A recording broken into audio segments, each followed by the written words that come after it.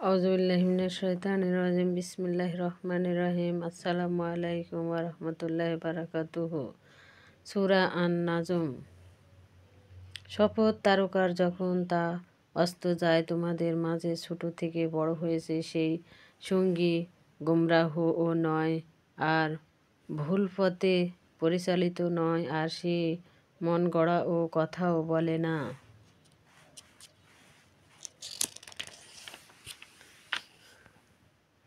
তা তো ওহী যা তার প্রতি প্রত্যাদেশ করা হয়, তাকে শিক্ষা দেয় শক্তিশালী প্রজ্ঞার অধিকারী জিবরাইল। সে নিজ আকৃতিতে স্থির হয়েছিল, আর সে ছিল ঊর্ধ্ব দিগন্তে। অতঃপর সে নবীর নিকটবর্তী হলো, অতঃপর আসলো আরও নিকটে।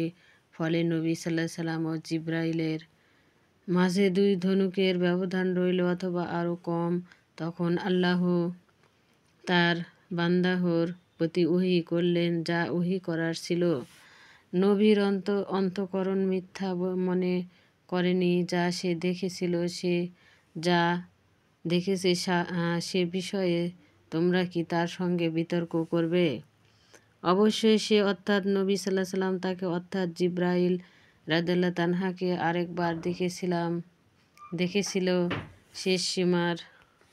শেষ সীমার বড়ই গাছের কাছে, যার কাছে অবস্থিত বসবাসের জান্নাত। যখন গাছটি যা দিয়ে ঢেকে থাকা তা দিয়ে ঢাকা ছিল, যার বর্ণনা মানুষের বোধগম্য নয়। নবীর দৃষ্টি ভ্রম ঘটেনি, সীমা ছাড়িয়েও যায়নি। সে তার প্রতিপালকের বড় বড় নিদর্শন দেখেছিল। তোমরা কি লাত ও উজ্জা সম্পর্কে ভেবে দেখেছ?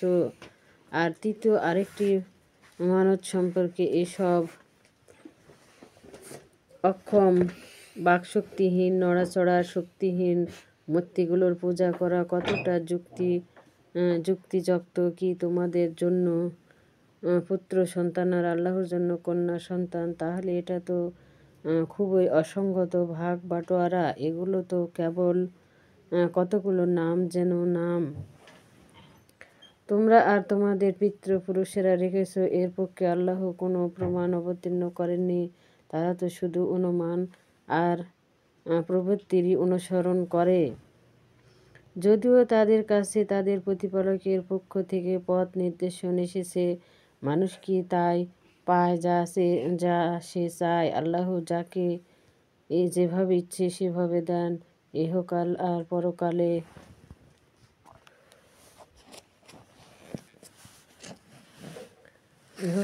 পরকালে যদিও তাদের কাছে তাদের প্রতিপালকের পক্ষ থেকে পথ নির্দেশ এসেছে, মানুষ কি তা পায় যা সে চায়? আল্লাহ যাকে যেভাবে ইচ্ছে সেভাবে ইহকাল আর পরকালে। কেননা আল্লাহ পরকাল আর ইহকালের মালিক। আকাশে কতই না ফেরেশতা আছে, তাদের সুপারিশ কোনো কাজেই আসবে না। তবে কাজে আসবে যদি তিনি অনুমতি দেন, যার জন্য আল্লাহ ইচ্ছে করলেন এবং যার প্রতি তিনি সন্তুষ্ট। যারা আখিরাতে বিশ্বাস করে না, তারাই ফেরেশতাদেরকে স্ত্রীবাচক নামে নামকরণ করে থাকে, অথচ এই বিষয়ে তাদের কোনো জ্ঞান নেই। তারা কেবল অনুমানেরই অনুসরণ করেছে। আর প্রকৃত সত্যর মোকাবেলায় অনুমান কোনোই কাজে আসে না। কাজেই যে আমার স্মরণ করতে মুখ ফিরিয়ে নেয় আর পার্থিব জীবন ছাড়া অন্য কিছুই, যদি তিনি অনুমতি দেন, যার জন্য আল্লাহ ইচ্ছে করবেন এবং যার প্রতি তিনি সন্তুষ্ট। যারা আখিরাতে বিশ্বাস করে না, তারাই ফেরেশতাদের স্ত্রীবাচক নামে নামকরণ করে থাকে, অথচ এ বিষয়ে তাদের কোনো জ্ঞান নেই। তারা কেবল অনুমানেই অনুসরণ করেছে। আর প্রকৃত সত্যর মোকাবেলায় অনুমান কখনোই কাজে আসে না।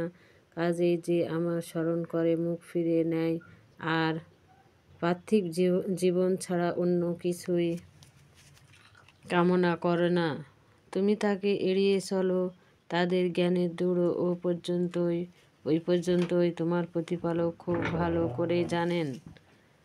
কে তার পথ থেকে গুমরাহ হয়ে গেছে, আর তিনি ভালোই জানেন সে সঠিক পথে আছে। যা আছে আকাশে আর যা আছে জমিনে সব আল্লাহরই, যাতে তিনি যারা মন্দ কাজ করে তাদের কাজের প্রতিফল দেন, আর যারা সৎকর্ম করে তাদের দেন শুভ প্রতিফলন। যারা বিরত থাকে বড় বড় পাপ আর অশ্লীল কার্যকলাপ থেকে ছোটোখাটো দুষ্কৃতি ছাড়া, বস্তুত তোমার প্রতিপালক ক্ষমা করার ব্যাপারে অতি প্রশস্ত। তিনি তোমাদের সম্পর্কে খুব ভালোভাবেই জানেন, যখন তিনি তোমাদের মাটি থেকে সৃষ্টি করেছেন আর যখন তোমরা তোমাদের মায়েদের পেটে ভ্রমণ অবস্থায় ছিলে।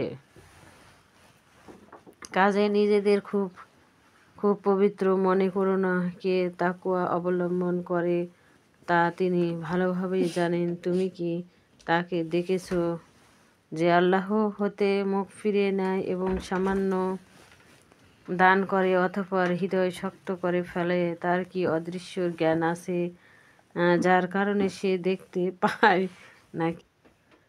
নাকি মুসার কিতাবের তথ্য? তার কি অদৃশ্য জ্ঞান আছে যার কারণে সে দেখতে পায় নাকি মুসার কিতাবের তথ্য তার কাছে পৌঁছানো হয়নি? আর ইব্রাহিমের কিতাবের খবর যে ইব্রাহিম ছিল পুরোপুরি দায়িত্ব পালনকারী, সে খবর এই যে কোনো বোঝা বহনকারী বইবে না অপরের বোঝা। আর এই যে মানুষ যা পাওয়ার জন্য চেষ্টা করে তাছাড়া কিছুই পায় না, আর এই যে তার চেষ্টা সাধনার ফল শীঘ্রই তাকে দেখানো হবে, অতঃপর তাকে দেওয়া হবে পূর্ণ প্রতিফল। আর এই যে শেষ গন্তব্য হলো তোমার প্রতিপালক পর্যন্ত। আর এই যে তিনি হাসান তিনি কাঁদান, আর এই যে তিনি মারেন তিনি বাঁচান। আর এই যে তিনি সৃষ্টি করেন জোড়া পুরুষ আর নারী এক ফোঁটা শত্রু হতে যখন তা নিক্ষিপ্ত হয়। আর এই যে পুনরায় সৃষ্টির দায়িত্বভাবী তারই উপর। আর এই যে তিনি অভাব মুক্ত করেন আর সম্পদ দেন। আর এই যে শিরা অর্থাৎ লোকম নক্ষত্রই তিনি প্রতিপালক। আর এই যে তিনি প্রাচীন আদ জাতিকে ধ্বংস করেছিলেন আর সামদ জাতিকেও তাদের একজনকেও বাকি রাখেনি। আর তাকে পূর্বে নূহের জাতিকেও, তারা ছিল অত্যাধিক জালিম ও সীমা লঙ্ঘনকারী। তিনি লূত জাতির উল্টানো আবাসভূমিকে উল্টিয়ে নিক্ষেপ করেছিলেন, অতঃপর তাকে আচ্ছন্ন করল যা তাকে আচ্ছন্ন করেছে। অতএব তুমি তোমার প্রতিপালকের কোনো কিয়ামতে সন্দেহ পোষণ করবে? অতীতের সতর্ককারীর মতো ও নবী একজন সতর্ককারী। আগমনকারী মুহূর্তে কিয়ামত নিকটবর্তী, আল্লাহ ছাড়া কেউ তা সরাতে পারে না বা প্রকাশ করতে পারে না। তোমরা কি একথা বিস্মৃত হচ্ছ আর হাসছো কাঁদছো না? ব্যথা খেলো তামাশায় সময় ক্ষেপণ করছো? তাই আল্লাহ উদ্দেশ্যে সাজদায় পতিত হও আর তার বন্দেগী করো, সিজদা করো এবং সিজদায় লুটিয়ে পড়ো। আসসালামু আলাইকুম ওয়া রাহমাতুল্লাহি ওয়া বারাকাতুহু। ভিডিও যদি ভালো লাগে অবশ্যই লাইক সাবস্ক্রাইব করবেন এবং কমেন্ট করবেন। ভুল ভ্রান্তি হয়ে থাকলে ক্ষমা করে দিবেন।